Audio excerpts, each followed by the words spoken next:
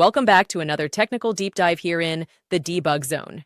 Today we're tackling a big question and breaking it down with insights from other users. Hopefully this clears up some misconceptions and helps you get the answer you need. So buckle up, stay a little curious, and let's jump right in.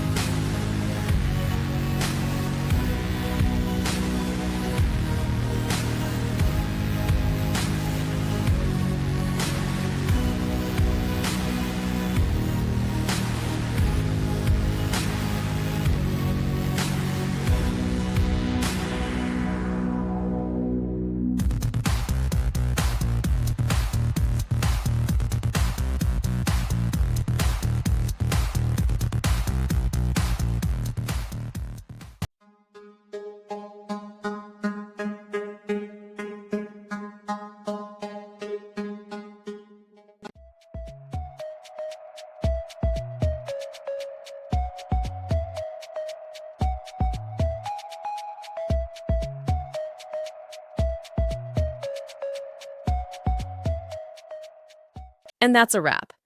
I hope you found the answer you were looking for. If you did, take a second to hit that subscribe button. It really helps out. And let me know in the comments which solution worked best for you. See you next time in the debug zone.